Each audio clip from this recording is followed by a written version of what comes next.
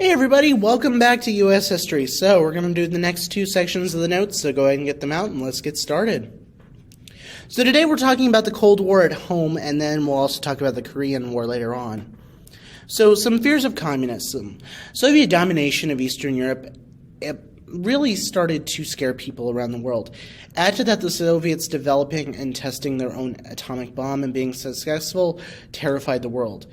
And then China fell to communism under the Communist Revolution led by Mao Zedong. They defeated the nationalist government led by Chiang Kai-shek in a civil war. Was the policy of containment failing? And here in the United States, we had a number of citizens say that they were communist, roughly 100,000 or so claiming membership in the Communist Party. As a result, like wildfire, the American fear of communism began to burn out of control, and the government then proceeded to step in. Now, their purpose was to investigate government employees and dismiss those determined to be disloyal to the U.S. government. Between 1947 and 1952, so in the span of 5 years, 3.2 million employees were investigated, and 212 were dismissed as security threats. Another 2,900 employees resigned and felt investigation violated their civil rights. Now, in Congress, the House Un-American Activities Committee was established to investigate communist influence in the movie industry and fear that communist propaganda was being hidden into the films. So here we have a group known as the Hollywood 10, in which 43 witnesses were questioned, but 10 did not cooperate. Known as the Hollywood 10, they were sent to prison, and they felt the hearings were unconstitutional. They were also subsequently blacklisted from working in Hollywood again. The committee also forced Hollywood executives to respond, and over 500 actors were blacklisted for having a communist background, whether that's simply being they were originally from a country that had just become communist. Another thing we have to talk about is the Mccarran Act. It made it unlawful to plan any action that might lead to the establishment of a totalitarian dictatorship in the U.S. Truman vetoed it, though thought it was unconstitutional.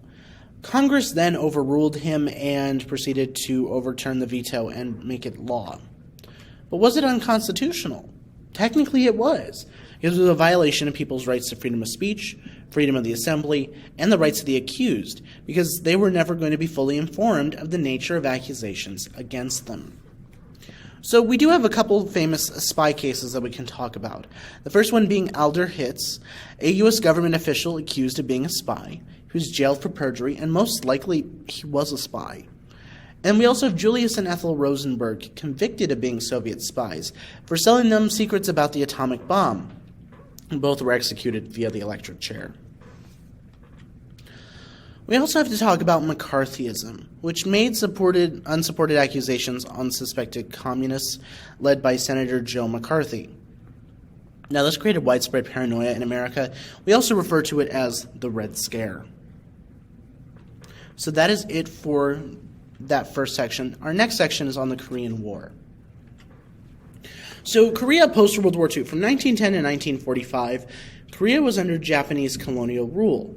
World War II had resulted in the defeat of Japan, and they lost all their territories.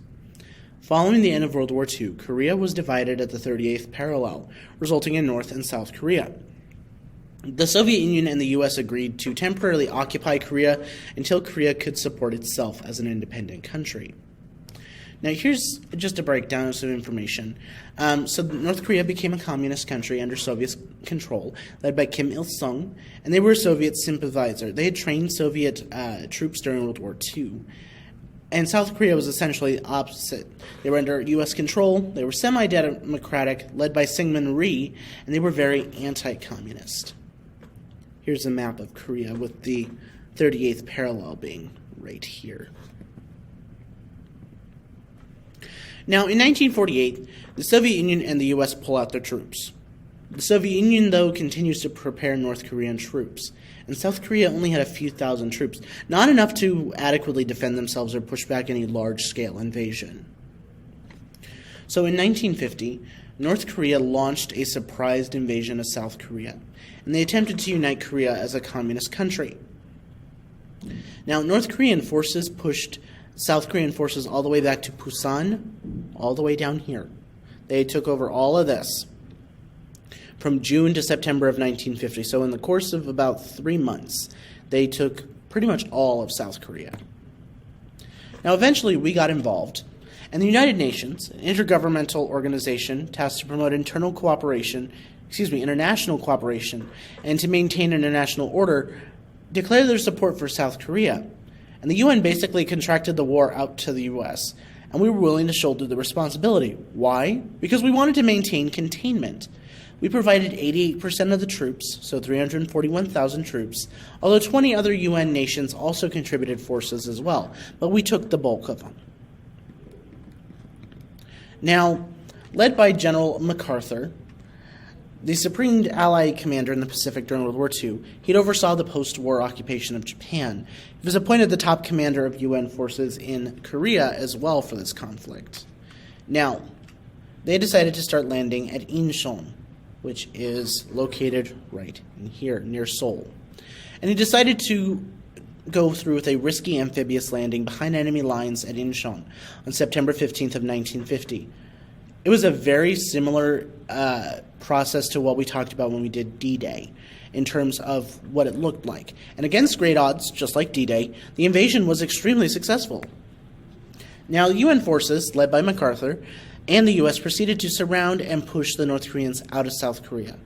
Within 2 weeks, UN forces were successful in pushing the North Koreans north of the 38th parallel. So essentially, they retook all of South Korea in 2 weeks.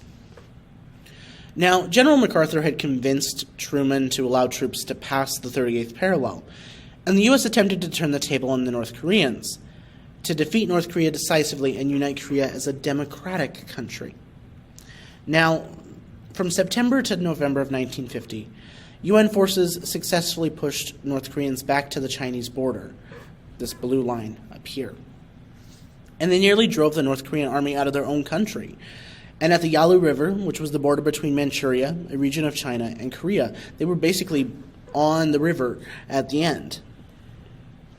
Now, China had warned that they would intervene if the UN forces got too close. Remember, China went communist in 1949. They got too close. As UN forces approached the Yalu River, the Chinese army launched a counteroffensive against the UN forces. Now, from November of 1950 to January 1951, UN troops were then overpowered and forced back to the 38th parallel.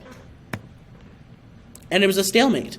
The Chinese forces withdrew after the successful counteroffensive. And intense fighting between UN forces and North Korea forces continued along the 38th parallel.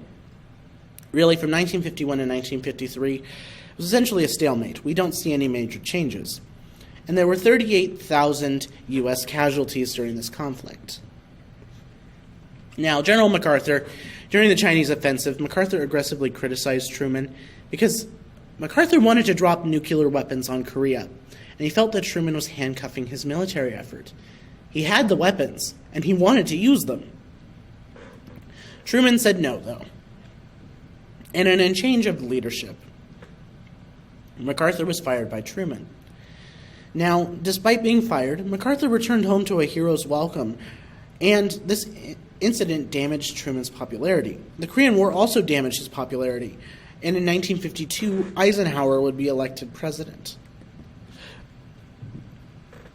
Now, remember, Eisenhower was the supreme Allied commander in Europe during World War II, and he was wildly popular. And he was elected in a landslide political victory when it came to running up against Truman. Now, eventually an armistice would be signed, and he negotiated this after 3 years of intense fighting. Again, an armistice is a formal agreement of warring parties to stop fighting. It's not necessarily the end of a war, but it's essentially a ceasefire and a truce, not a treaty, no lasting peace. We talked about this back when we did World War I as well. Now, neither the U.S. or North Korea gained any ground, and Korea was still divided at the 38th parallel.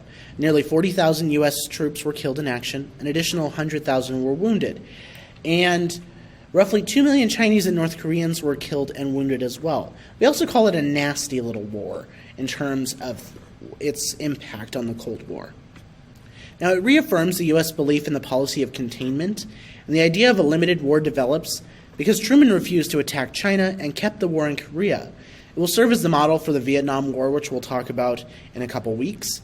And on top of this, the Red Scare continued to flourish at home. So, that is it for notes for today. There is a shag packet on the Korean War that you will read on Classroom. See y'all next time. Bye, everyone.